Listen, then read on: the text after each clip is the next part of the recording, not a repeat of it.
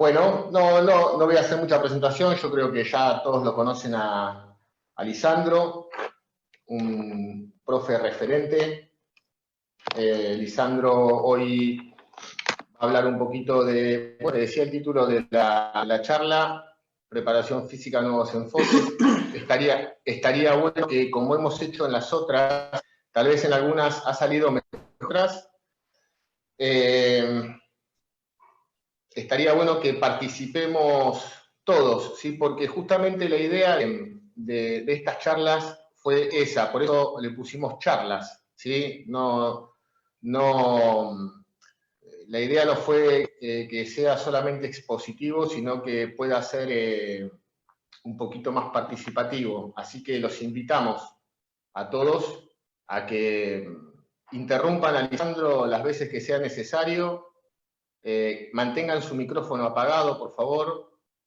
Pueden encenderlo, pueden hacer preguntas por chat y yo se las transmito a Lisandro. En todo caso, igualmente Lisandro las va a estar leyendo. Así que cuando quieras, Lisa, un gusto tenerte acá con nosotros. Bueno, buenos días para todos, como les dije. Para mí es un gusto. Yo les cuento a los que no conocen que soy egresado con mucho orgullo del Instituto del Club Atlético Quilmes, al que quiero particularmente, porque pasé años maravillosos de mi vida, especialmente los primeros años cuando recién llegué a Mar del Plata, así que fue como mi segunda casa. Soy profesor hace ya 21 años casi, y hace unos años antes que trabajo, ¿no? De mitad de la carrera que trabajo como preparador físico. Yendo un poquito a la charla, ¿sí? Y retomando las palabras de Mariano, de ninguna manera, que de mi parte también, esto pretende ser una masterclass, ¿sí? Esto no es algo preparado, cerrado y elaborado, sino que lo más interesante siempre es la interacción, ¿sí? Pero mucho más ahora, en estos momentos que en muchos casos estamos completamente solos, aislados, ¿sí? Y que tenemos muchas ganas de conversar, muchas ganas de consensuar, de disentir, de debatir. Así que bueno, la idea es justamente eso. No hay ningún PowerPoint para esta charla, ¿sí? Simplemente hacer unas pequeñas reflexiones que en el mejor de los casos no duren más de 20, 30 minutos y que tengan la potencia suficiente como para hacer un disparador, ¿sí? De preguntas y respuestas, ¿sí? Lisa, ¿te interrumpo un segundo? Sí. Discúlpame, que hoy finalmente estamos en la charla, quisimos desagotar un poquito Zoom, porque en las charlas anteriores fue trabajando con 100 personas por charla, se nos complicaba un poquitito, así que lo quisimos desagotar y estamos transmitiendo en vivo por Facebook, ¿sí? A través de la página del instituto, estamos en este momento transmitiendo en vivo también en Facebook. Es la misma transmisión que se hace por Zoom, se hace por Facebook y hay mucha gente ya mirando por Facebook, ¿sí? Tenemos mucha gente ya que está mirando la transmisión en vivo. Hay un delay, perdóname, hay un delay de unos 20 segundos más o menos en la transmisión, pero ya estamos. Nada más, gracias. Vale la acotación. Por un lado también, yendo específicamente a la charla, ¿sí? Les digo que el título de la charla lo heredé, ¿sí? No lo puse yo. Así como uno hereda el nombre y el apellido, y en un principio, yo que me llamo Lisandro, me hubiese gustado cuando tenía 5 o 7 años llamarme Juan, Pedro, Pablo, porque era casi el único Lisandro de la ciudad, entonces eso me hacía bastante raro. Pero preso un poco del título, el título invita a la reflexión, ¿sí? Preparación física, nuevos enfoques, ¿sí? Y la palabra nueva, la palabra nuevos, ¿sí? alude a una comparación, ¿sí? O por lo menos a situarlo en un contexto histórico. Yo quiero decir que no concibo comprender la realidad sino a través de la articulación con los procesos históricos, ¿sí? Yo no puedo entender la preparación física en este caso desconociendo, ¿sí?, su génesis, cómo se formó y su evolución a lo largo del tiempo, ¿sí? Si desconozco la historia, ¿sí?, bueno, posiblemente esté condenado a repetirla, para usar una frase común, ¿sí? Entonces, lo que tendríamos que ver es hacer un pequeño repaso histórico, ¿sí?, a través de qué ha sucedido en estos años y ver comparativamente si lo que se está haciendo ahora como nuevo, ¿sí?, lo que se vende como lo último, realmente no se hizo antes. Así como en los años 80 y 90 nos parecían ridículos los shorts y las camisetas que usaban los jugadores del 78, porque eran shorts muy cortitos y camisetas muy ajustadas, ¿sí? Hoy resulta que nos parece eso mucho más cercano y nos parece mucho más alejado los shorts de Salvatore Schillaci en el 90, que eran prácticamente una carpa, ¿sí? Entonces siempre eso de poner en contexto histórico nos hace tener perspectiva, ¿sí? Si no es muy difícil. Por otro lado, creo que conocer lo último sin conocer lo primero no tiene ningún sentido. No tiene ningún sentido. Entonces, yendo específicamente al grano, yo creo que hay 2 o 3 momentos históricos, ¿sí?, determinantes en la historia de la preparación física. El primer momento, que es lo que se llama actualmente, ¿sí?, como métodos tradicionales, es toda la bibliografía que fue elaborada en Europa del Este entre los años 50 y 60, ¿sí? Cuando, después de la Segunda Guerra Mundial, por una decisión política, ¿sí?, se le da al deporte una importancia superlativa. Y a partir de ahí, ¿sí?, se empieza esta construcción teórica, en la teoría y metodología del entrenamiento deportivo, que conocemos como microciclo, mesociclo, macrociclo, etapas, periodos, fases, ¿sí? Eso viene todo de la Unión Soviética, de la Alemania Oriental fundamentalmente, y de los países del bloque socialista. Y recién toda esa información que fue elaborada entre mediados de la década del 50 y la caída del muro de Berlín a fines de los 80, ¿sí?, nosotros, del otro lado del muro de Berlín, la parte occidental, la tenemos a disposición a partir de la década del 90, ¿sí?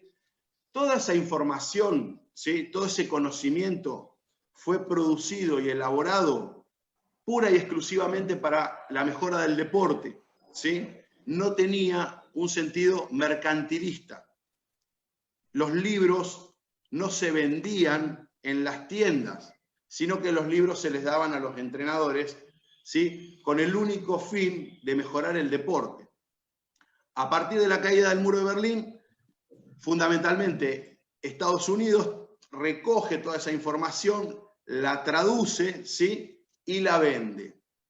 Y comienza una nueva era para mí, ¿sí?, que es la fitnessización del entrenamiento, o en un principio la entrenamización del fitness. Es decir, nosotros que estábamos en los gimnasios de población fitness, ¿sí?, resulta que en esos gimnasios que venía Doña Rosa se hablaba de microciclo, se hablaba de carga, se hablaba de descarga, ¿sí?, se hablaba de áreas funcionales, se hablaba de lactato, de frecuencia cardíaca y demás, ¿sí?, todos términos del entrenamiento que se querían aplicar con Doña Rosa. Entonces Doña Rosa tenía una rutina en la que tenía el mesociclo con la carga, la descarga, con los métodos y todo, algo realmente totalmente descontextualizado para una persona que estamos hablando no patológica, pero tampoco deportista, que simplemente con un poquito de movimiento ya iba a mejorar su calidad de vida.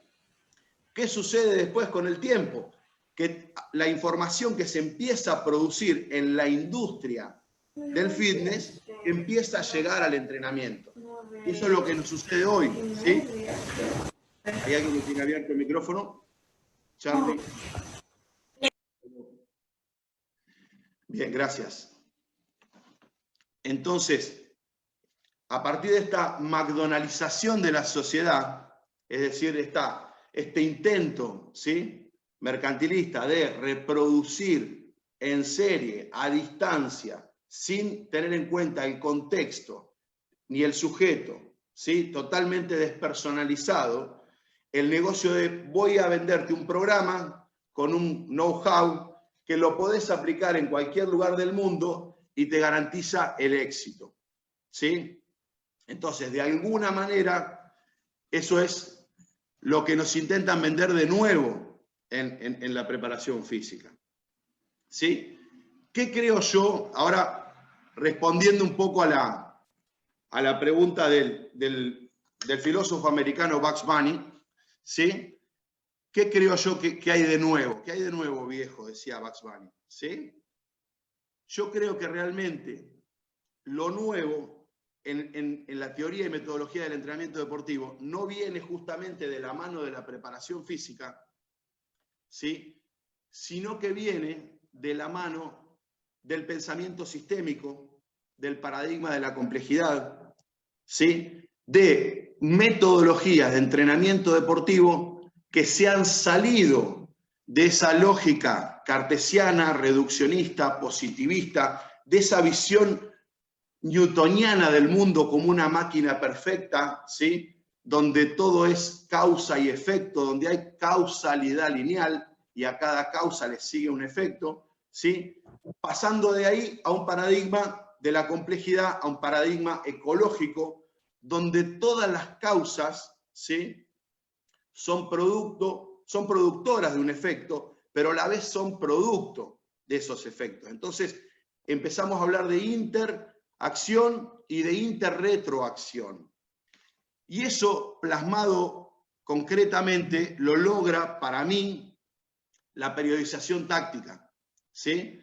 La periodización táctica es una metodología que comienza a ser elaborada a fines de la década del 80 por el profesor Víctor Frade de la Facultad de Deportes de la Universidad de Porto, saliéndose un poco de la lógica esta cartesiana, reduccionista, positivista, ¿sí?, disyuntora, que tenemos en el entrenamiento deportivo, de separar todas las partes y de formar departamentos totalmente separados, islas, ¿sí?, y empieza a tomar desde otras ciencias como puede ser la cibernética, la teoría general de los sistemas, ¿sí?, la visión sistémica, el paradigma de la complejidad, la filosofía popperiana de Karl Popper, ¿sí?, el filósofo alemán, la probabilística, se empieza a hablar de contextos de propensiones, el concepto de poner al ejercicio en el eje central de toda la preparación,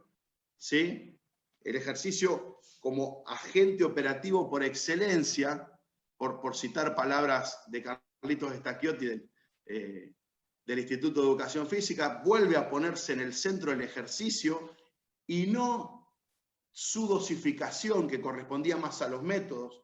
Nosotros, durante la década de los 90 y principios del 2000, estamos viendo continuamente, ¿sí?, cómo van cambiando los métodos, y actualmente también, ¿sí?, pero nos olvidamos de que medios y métodos van de la mano, y que realmente es el ejercicio al que se tiene que subordinar el método, y no al revés, ¿sí?, y no al revés. Entonces creo que lo nuevo en preparación física, justamente, o el nuevo enfoque, pasa fundamentalmente por la desaparición de la preparación física. La desaparición de la preparación física en una forma aislada, en una forma descontextualizada, en una forma genérica, válida universalmente para todos los deportes sin tener en cuenta el contexto, ¿sí? Eso es justamente lo que va en desaparición. Lo que se ve es una preparación física que, lejos de ser genérica, es específica, es contextualizada, es individualizada, ¿sí? Y con eso también retomamos cuestiones que estaban olvidadas en el pasado, ¿sí? Y empezamos a darle un poco de valor, por un lado a la ciencia, pero por otro lado al arte de la preparación física. Porque si hablamos de individualizar, si hablamos de contextualizar, ¿sí? Hablamos de tener una cierta sensibilidad, ¿sí? Y de ponernos ya no como observadores aislados, separados de la cosa, sino como partícipes fundamentales en la construcción de esto. Decía Maturana, quien habla desde la objetividad, ¿sí? Utiliza la objetividad como un argumento para mandar. Es decir, yo digo, esto es objetivo, listo, fin de la conversación, ¿sí? Justamente la construcción del entrenamiento deportivo, que depende mucho del contexto en el que está cada uno, requiere de una sensibilidad por parte, en este caso, del profesor, del entrenador, del preparador físico, que de ninguna manera le quita valor al objetivo, que sí existe, ¿sí? Pero sino que lo pone en un terreno más humano y le da más valor a toda la forma artesanal, ¿sí? Y subjetiva y la sensibilidad del entrenador, ¿sí? Creo que estamos en un momento en el cual la impronta personal, ¿sí? De cada entrenador en su contexto es lo que va realmente a hacer que funcionen mejor las cosas. ¿Me explico? No sé si hay alguna pregunta, porque me enganché y me pasé 20 minutos. Lisandro, Sí. ¿te puedo hacer una pregunta? Gonzalo, Dale, te habla. Vos hablaste en un momento que lo que se ha dejado de lado es la generalidad, para todos lo mismo, y que ahora estamos entrando o el nuevo enfoque es la especificidad y la individualidad. No sé si habrás notado, seguro que sí, y la mayoría también, el avance de las redes sociales y este preciso momento en que estamos todos metidos adentro, hay una enormidad de propuestas de un montón de entrenadores o no, gente que capaz tampoco es preparador físico o profe de educación física, generando ejercicios para todos por igual, sin ningún tipo de control. Sí, sí. Quería hacerte el comentario para ver qué reflexiones tenías al respecto y cómo podemos nosotros, desde el lado de la educación física, concientizar que lo que se está pasando no es correcto. Sí, por un lado, vamos a contextualizar, Gonzalo, que este momento particular, ya no nuestro, sino de la humanidad, en el cual se hace terriblemente difícil, salvo que vos tengas atletas casi personalizados o de un equipo que vos los vengas siguiendo en un tiempo, se hace muy difícil individualizar justamente el entrenamiento.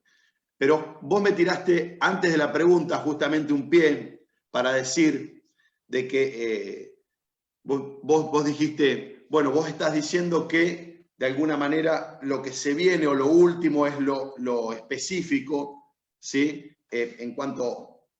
Y yo quiero decir que ahora muchos que compran los últimos cursos o los últimos libros, ¿sí? Justamente están volviendo a lo contrario. Pero quiero decirle que eso no es nuevo. O sea, la batalla de lo general y lo especial, ¿sí? Fue una batalla librada entre los años 80 y 90. Es algo que tiene que estar superado. ¿Sí? Sin embargo, métodos como el entrenamiento funcional, ¿sí? O la venta masiva de instrumentos para la medición de las cargas, ¿sí? Que despersonalizan la función del entrenador en muchos casos, ¿sí? Y que quieren hacer que las preparaciones se basen en unos números promedios y abstractos, ¿sí? Promedios y abstractos, justamente a lo que tienden es a lo general y no a lo específico. Tienden a la preparación descontextualizada y no justamente al contexto. Hablando concretamente de esto, es decir, con toda la moda de los GPS, ¿sí? nosotros tenemos un dato promedio, un valor promedio, que quizás ese valor promedio nunca suceda en la realidad, porque el promedio es un dato que puede ser que nunca se haya dado, ¿sí? No estamos hablando de la moda, estadísticamente, que es el dato que más se repite, que es distinto, ¿sí? Pero de esa manera, si yo me baso, ¿sí?, en esos datos promedios, ajenos, para hacer una preparación, ¿sí?, yo no voy a estar perspectivando, ¿sí?, poniendo en perspectiva cómo yo quiero jugar. Entonces, concretamente eso, yo recibo unos datos y digo, bueno, mi equipo de rugby, no sé, corre 5.500 metros. ¿Pero por qué tiene que correr 5.500 metros? Porque este es el valor promedio de lo que se corre durante un partido de primer nivel, ¿sí? Entonces, digo, bueno, tienen que cumplir con estos volúmenes. Pero digo, mirá, le ponemos GPS y compruebo que los míos corren no 5.500 metros, corren 7.500 metros. ¿No será que no saben correr la cancha? ¿No será que van corriendo más porque tienen que ir a buscar el partido y van perdiendo y el otro equipo, como va ganando, está haciendo un descanso activo? ¿Sí? Entonces, todas estas cosas justamente me parece que son fundamentales tenerlas en cuenta en un momento en el cual la lógica del mercado está siendo mucho más fuerte que la lógica pedagógica. ¿Sí? Lisa, te interrumpo Dale. un poquito. Justo ahí estaba leyendo el comentario de uno de los chicos y justo va en línea lo que vos estás diciendo, va en línea de lo que siempre hemos estado pregonando desde la no centralización del método vendido, o sea, la mercantilización del método y de la, yo digo, de la certificación, porque la manera en que el fitness ha irrumpido en el ideario colectivo, ¿no? Que lo que se muestra y lo que se está mercantilizado o certificado, de alguna manera es lo correcto. Yo siempre digo a los alumnos del instituto, analícenlo desde la fisiología, porque la fisiología es lo que está debajo. O sea, ustedes analícenlo. Si tienen la capacidad de análisis, van a poder discernir entre un método y otro. Pero lo que estaban diciendo recién respecto a la lógica del mercado, en que el fitness se mueve en esa lógica del mercado, porque necesita generar todos los años prácticamente metodología nueva que dice que sirve para una cosa porque necesita certificar, ¿no? El fitness mueve miles de millones de dólares simplemente con esta metodología. Y esto ha invadido tanto el área de la salud como el área del deporte. Es muy difícil sacar de la lógica del mercado a la gente para intentar explicar que tal vez el método que le está vendiendo no necesariamente sirve para lo que dice que sirve, ¿no? Sí, sí, muy, muy bueno el comentario, Marian. Coincido completamente. Una de las cosas, justo me das pie para una de las cosas que yo quería abordar, en esto de las cosas nuevas, ¿sí? En esto de las cosas nuevas, realmente, si hay algo que avanza y que cambia, es la ciencia, ¿sí? O sea, nosotros tenemos tres formas de comprender la realidad, según Jorge Wagensberg, ¿sí? Ciencia, arte y revelación. Entonces, el conocimiento científico es el que avanza porque es falsable. Es decir, mañana no hay una verdad absoluta. Mañana o esta tarde se comprueba que las mitocondrias, no sé, no se aumentan en número y tamaño, sino que son cuadradas, listo. Esto es lo que hoy se puede demostrar, se puede comprobar. Es un conocimiento objetivo, inteligible, ¿sí?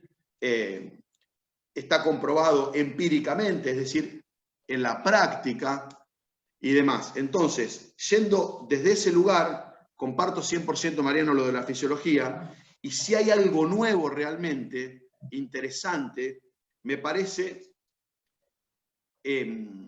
fundamental rescatar a Víctor Zeluyanov, que es un autor ruso, que habla de adaptología deportiva, como una nueva ciencia, ¿sí? Y hay en Rusia ya un laboratorio de adaptología deportiva, es decir, el estudio de las adaptaciones fisiológicas para cada uno de los deportes. Entonces, este autor, que lamentablemente en español no hay nada y en inglés hay muy poco, lo pueden googlear buscando Understanding Selyanov, ¿sí? Voy a tratar de ponerlo acá. Selyanov, ¿sí? Este autor, Víctor Selyanov, plantea diferentes métodos con el objetivo de crear adaptaciones, ¿sí?, específicas, hipertrofia de las fibras rápidas, hipertrofia de las fibras lentas, aumento del número y tamaño de mitocondrias, capilarización, incremento de las paredes, hipertrofia de las paredes del miocardio, etc. Y estos métodos están siendo muy utilizados por muchos deportistas de todo el mundo. Acá en Argentina todavía no es tan popular, no se ha traducido, ¿sí? Pero me parece súper interesante la propuesta de él desde un lado totalmente fisiológico, pero apuntando a adaptaciones específicas, fisiológicas, que pueden ser medibles, tangibles, ¿sí?, y comprobables. Entonces, eso no solo para el entrenamiento deportivo, sino también para la salud, me parece algo sumamente interesante. Otros dos autores que siguen vivos y escribiendo, y me parecen muy interesantes, y que tienen libros muy actuales, son estos dos que escribo acá, que son Vladimir Isurin y Anatoly Bondarchuk, ¿sí? Vladimir Isurin está sacando libros prácticamente todos los años, ¿sí? El último libro, que es de este año, tiene apenas unos meses, habla de cualidades físicas de los deportistas de alto rendimiento. El anteúltimo es un libro que se llama Talento, Pronóstico y Desarrollo, que es súper interesante, ya está traducido al inglés, todavía no está traducido al español, ¿sí? Y Bondarchuk, el último libro que sacó en diciembre del año pasado, es un libro de entrenamiento de la fuerza para los deportes. Estos dos autores son de la vieja guardia, ¿sí?, de la vieja escuela de la Unión Soviética de los años 70, 80 y 90, pero siguen escribiendo, tomando, ¿sí?, actualizaciones y reformulando la teoría y metodología del entrenamiento deportivo. ¿Sí? Quizá te hago una consulta. Nosotros nos podemos apartar digamos, en relación a esta visión, ¿no? Nos podemos apartar, a ver, sería conveniente apartarse de la denominación, por ejemplo, cuando nosotros hablamos de resistencia, velocidad, potencia, estamos hablando en realidad de tipo de fibra, tipo de metabolismo y tipo de contracción.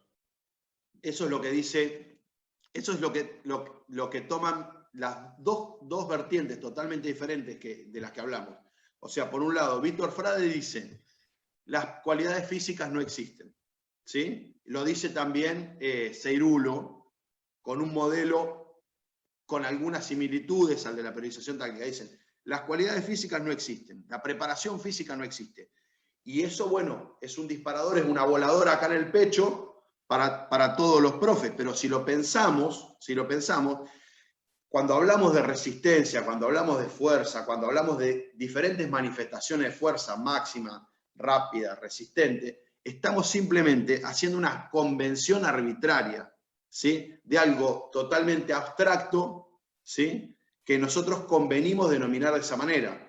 Lo que sí existe justamente son los tipos de contracción, son los sistemas energéticos. Eso sí es medible, comprobable, etc.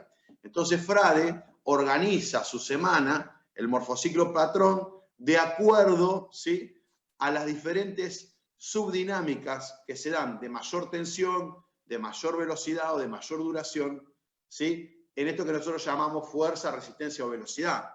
Pero me parece mucho más apropiado, ¿sí?, empezar a pensarlo de esa manera. No solo a llamarlo, sino a pensarlo de esa manera.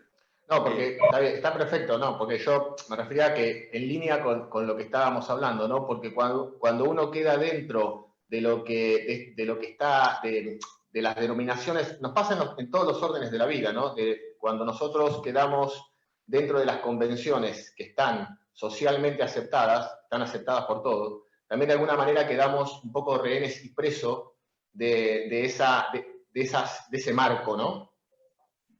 Totalmente. Léase Las palabras y las cosas de Foucault, como para Sí. ver eso, justamente. Las cosas, o sea, como nosotros denominemos a las cosas, no son las cosas, ¿sí? Las cosas son de otra forma y nosotros le ponemos un nombre, pero nosotros tenemos que entender también, y acá yendo un poco a las neurociencias, que nosotros no pensamos y hablamos, sino que como hablamos, pensamos, ¿sí? Como hablamos, pensamos. Y eso nos condiciona el lenguaje, nos condiciona mucho la forma de pensar.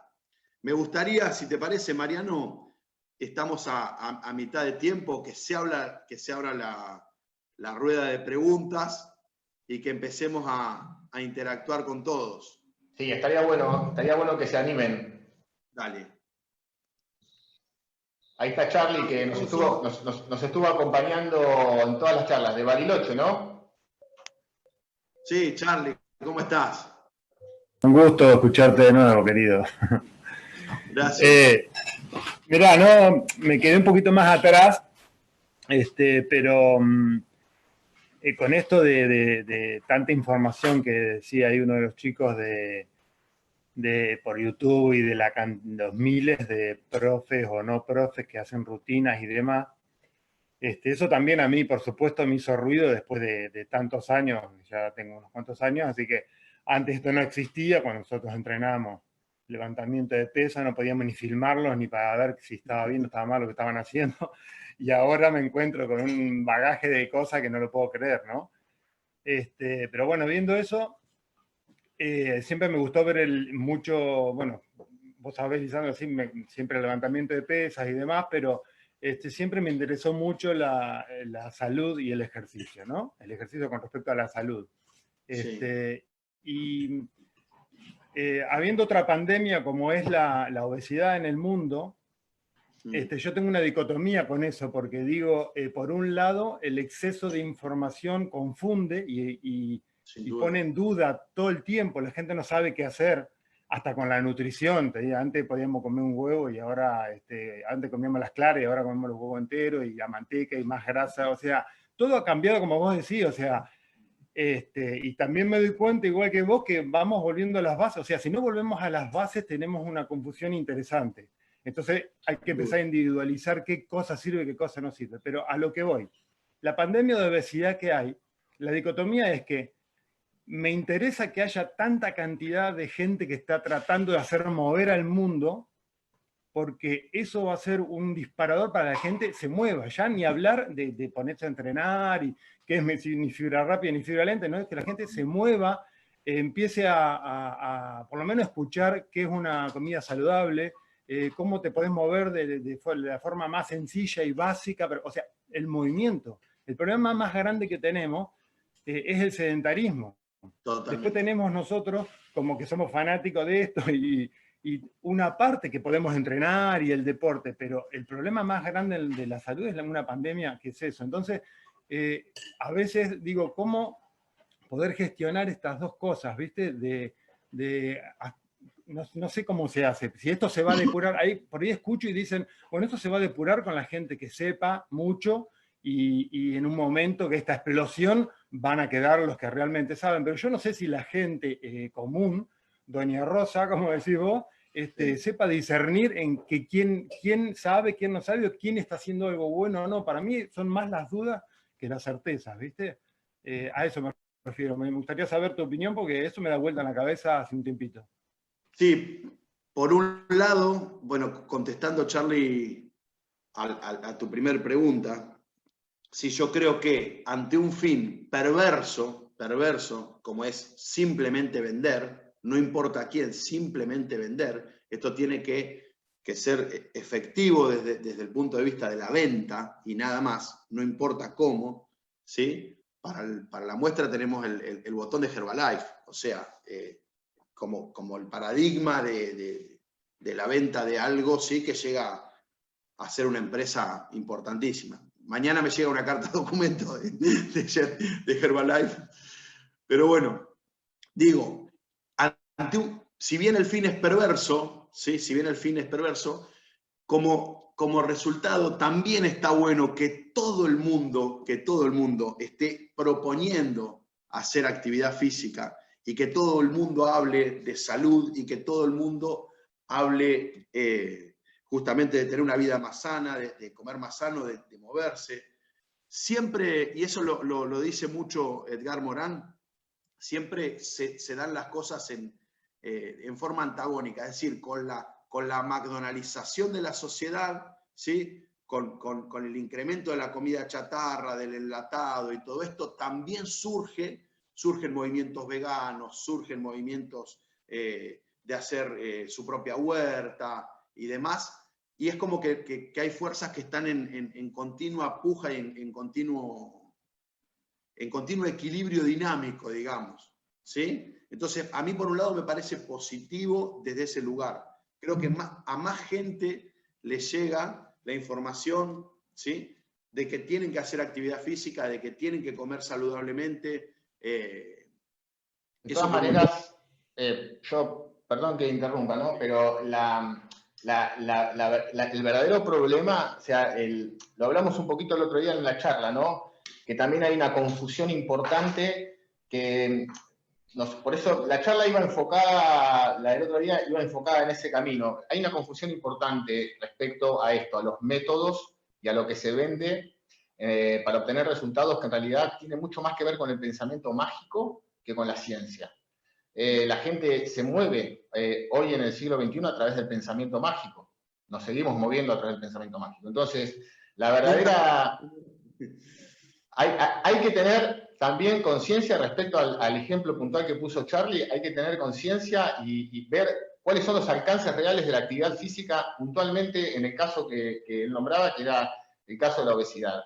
La actividad física tiene grandísimas limitaciones, una vez que está instalada la obesidad, enormes limitaciones, porque en realidad el problema ahí está en la ingesta, ¿no? En la disponibilidad ilimitada de recursos y de recursos de baja calidad.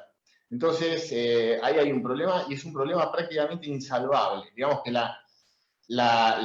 ataque puntualmente de eso es mucho más complejo que simplemente ver qué tipo de actividad física o no, porque en realidad el tipo de actividad física lo podemos discutir muchísimo y yo creo que las bases, Charlie, está en la información de calidad, información científica de calidad, y eso está. Lo que pasa es que en general se opta por tomar información fácil, información visual y leer poco. Información visual es ir a YouTube y ver qué hacen. ¿Sí? La gente le encanta ver mucho y no le gusta tanto leer. Entonces ahí tenemos un problema, ¿no? ¿Desde dónde sacamos la información?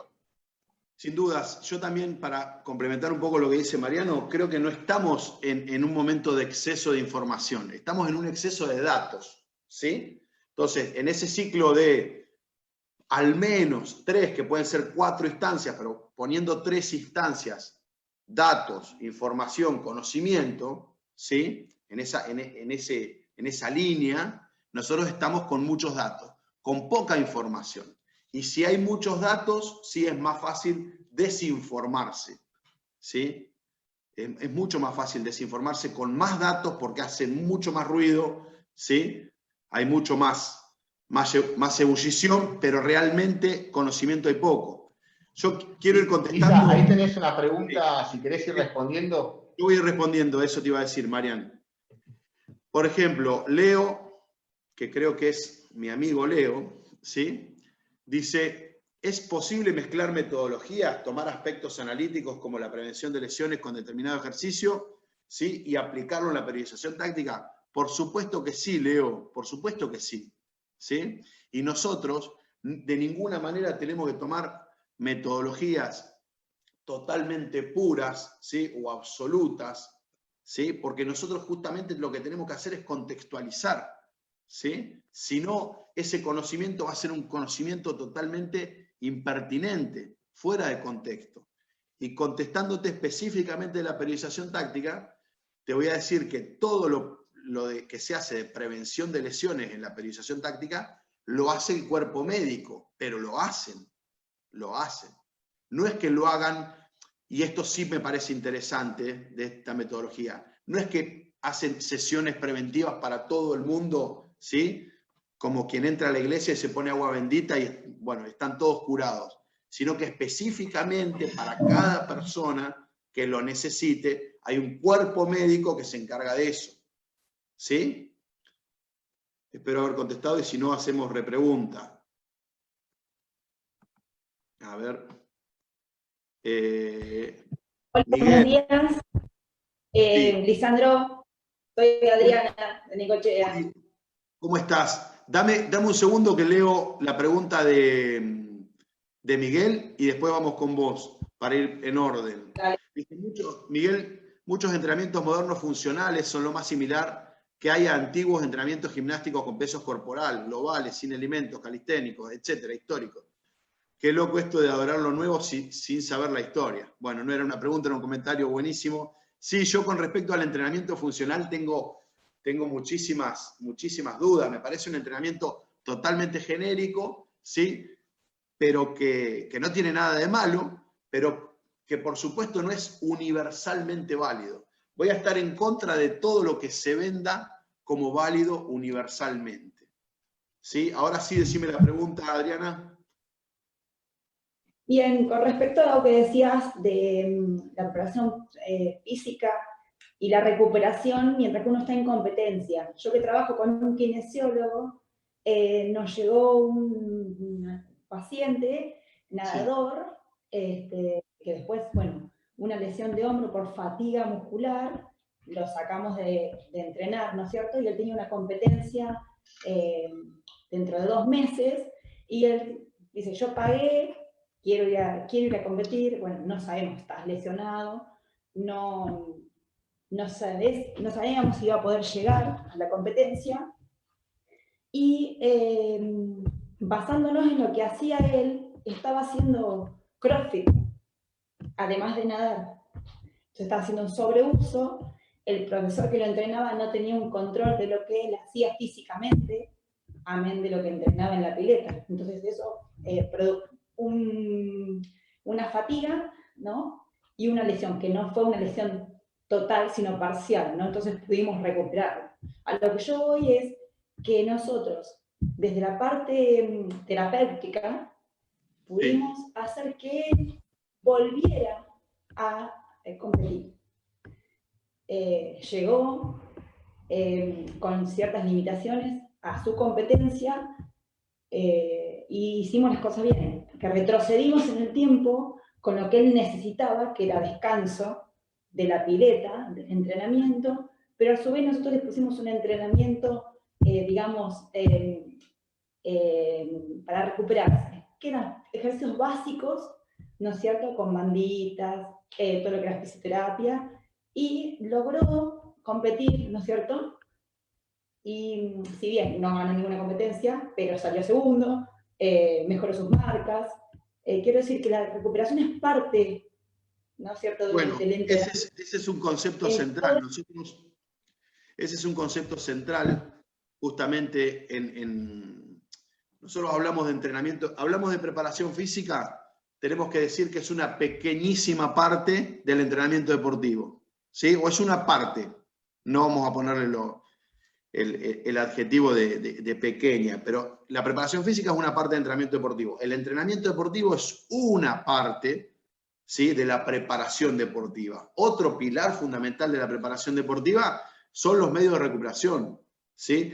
Y esos medios de recuperación, en un primer lugar, son fundamentalmente pedagógicos. Y cuando hablamos de ese grupo de medios de recuperación pedagógicos, es decir, que el entrenador en la construcción de la sesión de entrenamiento, del microciclo, del meso, va teniendo en cuenta, ¿sí?, cómo interactúan los diferentes ejercicios, cómo interactúa la pausa, ¿sí?, para acentuar o atenuar los efectos del ejercicio, y de esta forma ir construyendo una sesión, una semana o un mes que esté equilibrado, ¿sí? Las lesiones se dan fundamentalmente por un desequilibrio en ese binomio, ¿sí?, de carga y recuperación, desgaste y recuperación. Por lo tanto, todos los medios de recuperación, ¿sí?, tienen que ser contemplados, pero fundamentalmente nosotros los entrenadores, a la hora de armar la sesión,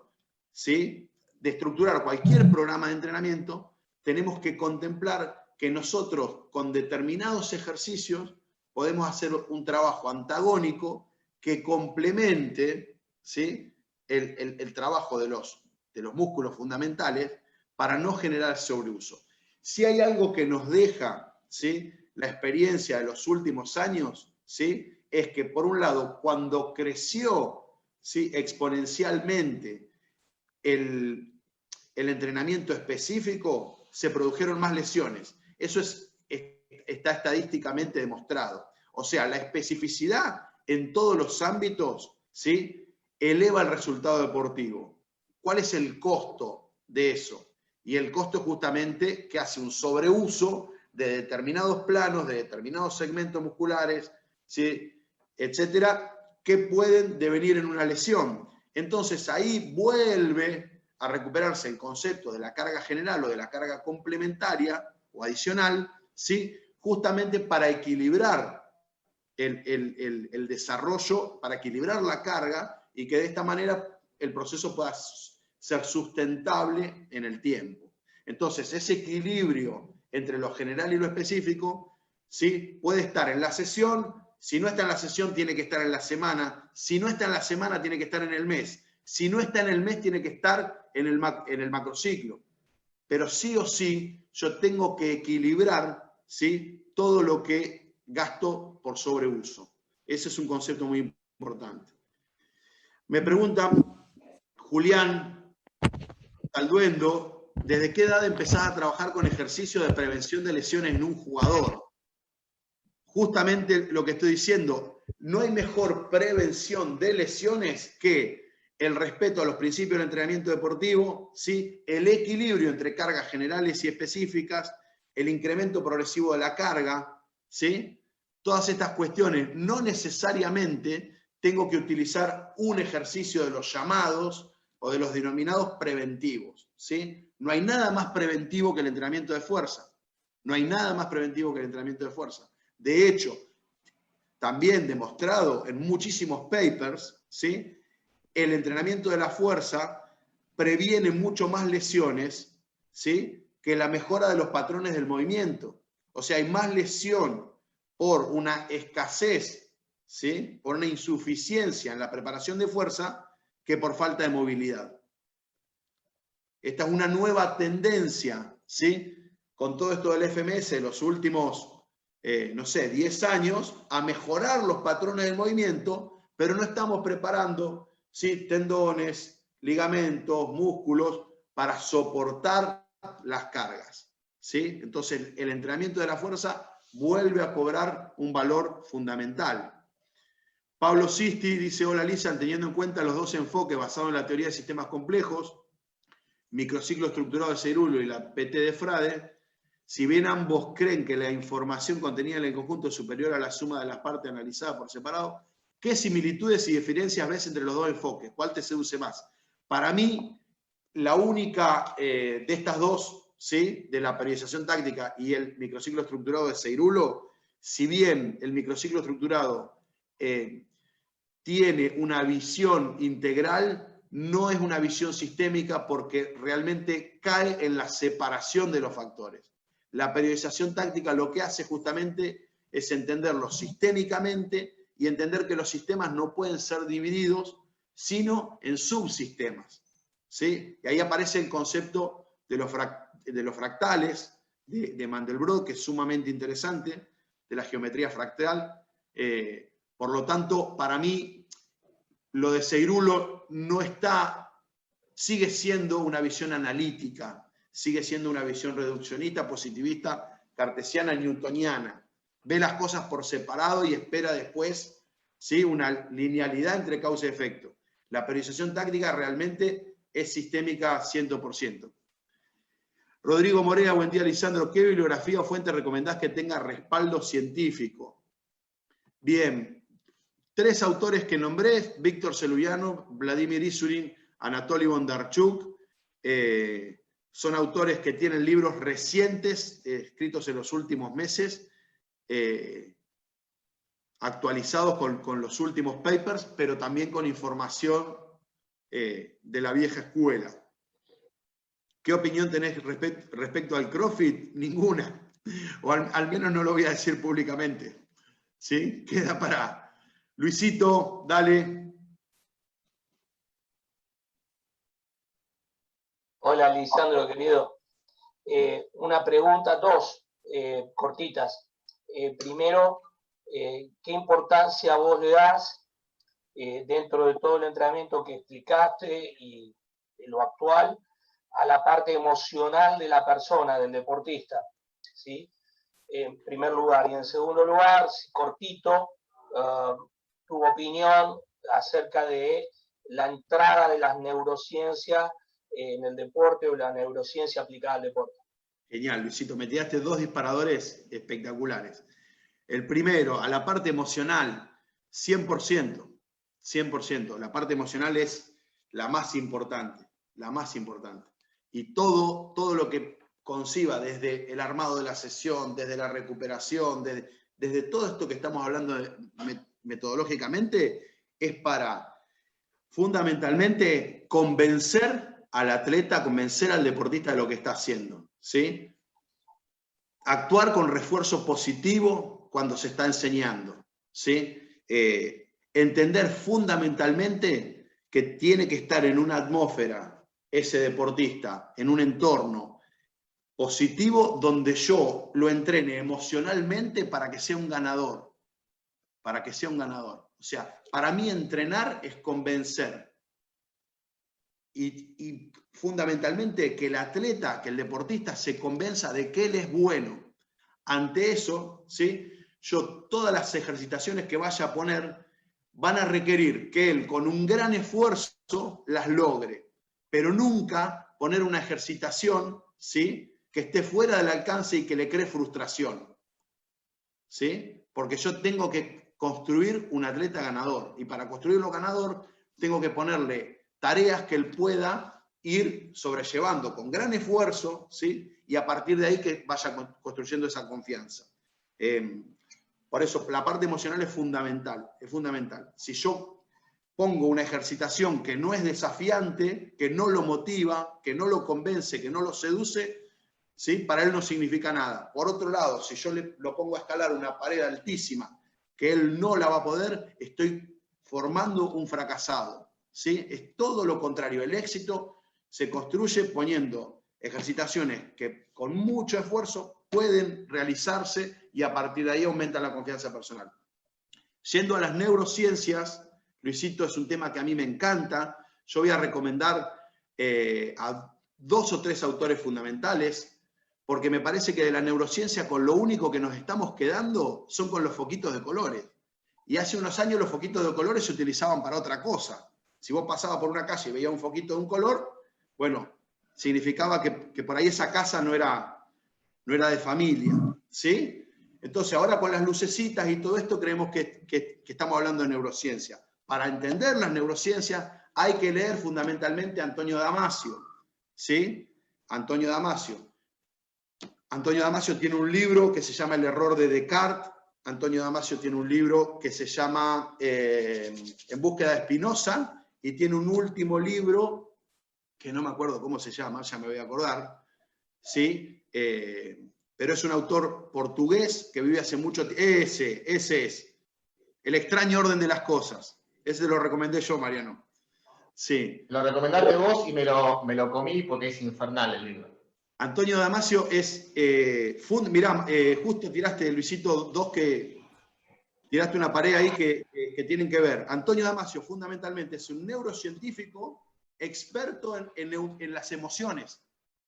Es el experto en las emociones, ¿sí? Entonces, es espectacular. Fundamentalmente el libro En búsqueda de Spinoza, ¿sí? Que estaba acá en Fray Mocho hace un tiempo, quizás siga estando, se puede conseguir, ¿sí? Explica todo el proceso, ¿sí? De las emociones neurocientíficamente. El otro autor, ¿sí? Es Giacomo Rizzolatti, que es el italiano creador del concepto de la teoría, mejor dicho, de las neuronas espejo, ¿sí? Que tienen muchísimo que ver con la actividad física, porque resulta que cuando vemos hacer ejercicio físico, ¿sí? Se activa en nuestra corteza motora los mismos mecanismos que cuando estamos haciendo. Entonces, ¿por qué salgo tan cansado yo de un partido, de una competencia o de un entrenamiento? Porque mi cerebro lo está haciendo igual. Cuando yo estoy viendo, estoy deliberadamente prestando atención, ¿sí? Para el cerebro es exactamente lo mismo. Entonces ese es el segundo autor. Y el tercer autor que me lo recomendó Víctor Frade cuando estuve en Portugal se llama Jonah Lehrer, bastante difícil, voy a poner Jonah Lehrer, ¿sí? Y tiene un libro que se llama Proust y la neurociencia. Proust era un neurocientífico, y otro libro que se llama Cómo decidimos, que son espectaculares. Entonces, para hablar de neurociencia, estudiemos las neurociencias, ¿sí? Tomémonos el tiempo, sentémonos, hagamos el esfuerzo, ¿sí? Y entendamos algo. Ahora, si pensamos que por Mercado Libre compramos las lucecitas de colores y estamos haciendo neurociencia, no jodamos. Muy claro. Muy claro. Preguntas. Leo, ¿qué nivel de transferencia encontrás entre un ejercicio de levantamiento olímpico que tiene un componente vertical y su transferencia en un gesto como la velocidad de aceleración componente horizontal? ¿Y qué ejercicios considerás más específicos para mejorar los desplazamientos de alta intensidad? Leo, Anatoly Bondarchuk tiene tres libros, ¿sí? Sobre transferencia. 3 libros de transferencia, o sea, de muchísimos deportes, estadísticamente, cuál es el coeficiente de correlación de un ejercicio con el otro. ¿Sí? Ahí puedes encontrar todo. En general, el concepto es que a menor nivel de preparación, ¿sí? A menor nivel de rendimiento, todo tiene una alta transferencia. Este es el punto. Por eso es entendible que al principio la preparación general logre resultados muy altos. ¿Sí? ¿Me explico? Después, con el incremento del rendimiento, hay ejercicios que van perdiendo su transferencia. ¿Sí? Por lo tanto, digo esto, en la elección subjetiva de los ejercicios en cada una de las etapas, nosotros podemos decir que al principio lo va a mejorar casi todo y que después justamente solo aquellos ejercicios que se parezcan mucho, que cumplan con el principio de correspondencia dinámica, van a ser los que tienen mayor transferencia. Agustín Morea, dale, dice, cuando me des ok, me gustaría hacerte una pregunta.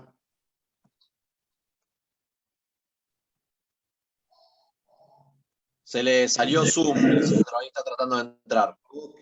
Para preguntarte. Charlie Alfonso, para todos, ¿qué opinás de que un atleta tenga un referente en el propio gimnasio que tenga más nivel que él para que mejore? Por supuesto, ¿sí? Siempre tiene que tener una zanahoria. Stanislao Bajrach, me preguntan, ¿sí? Vamos a decirlo en alemán. Bajrach. Yo leí un poquito de Stanislao, pero comparado con los otros autores, no me conmovió. Y bueno, creo que él tiene formación en una cosa, pero escribe de otra, ¿no? Y se dedica a otra. Bien. También habla de neurociencia aplicada al deporte, me preguntan. ¿Sí? Creo que ya estamos... Queda un minuto o segundos. ¿Sí? Para mí fue, Mariano, si querés cerrar, para mí fue un gusto. Me tomé de esas 3 palabras. Quiero cerrar con una sola cosita, porque la charla tenía un título que era Preparación Física, Nuevos y Enfoques. Hablamos mucho de nuevos, o sea, de la relación con el contexto histórico. Y en cuanto al enfoque, yo quiero terminar con una frase justamente de Marcel Proust, que decía que el verdadero desafío, ¿sí?, no es ver cosas nuevas, ¿sí?, sino el verdadero desafío es poder ver con diferentes ojos. Es decir, nosotros tenemos que estudiar mucho para poder ver la realidad hoy y mañana de forma diferente, las mismas cosas, pero de forma diferente. Eso requiere muchísimo esfuerzo, ¿sí? Pero, como siempre, los grandes placeres requieren grandes esfuerzos. De ninguna manera están separados placeres y esfuerzos. Mariano, te dejo el cierre a vos. Les agradezco mucho a todos por haber compartido esta mañana. No, muchas gracias a vos, Lisa. Un placer como siempre. Si esto continúa así como vamos, es posible que te requiera nuevamente para que nos acompañes algún día con alguna otra charla que vos elijas y que no te la imponga. No, Así que bueno, nada, agradecerte, es un placer escucharte como siempre porque en mi caso particular y creo que en la de todos, yo valoro mucho más allá del conocimiento técnico específico la capacidad holística, digamos, ¿no? O de sincretismo a partir del conocimiento de muchas otras cuestiones que no solamente tienen que ver con la especificidad y que terminan enriqueciendo el saber específico, ¿no? Así que yo te agradezco mucho. Muchas gracias, Mariano. Muchas gracias a todos. Tengo un entrenamiento que empieza ya a las 11, así que estoy llegando tarde. Yo les digo a todos, perdóname, que voy a finalizar esta reunión y empezamos inmediatamente con la que sigue, que es la parte de postura y salud a cargo de Soledad Toma, así que también los invitamos a los que quieran ingresar. Gracias, Lisa. Un abrazo. Chau, chau.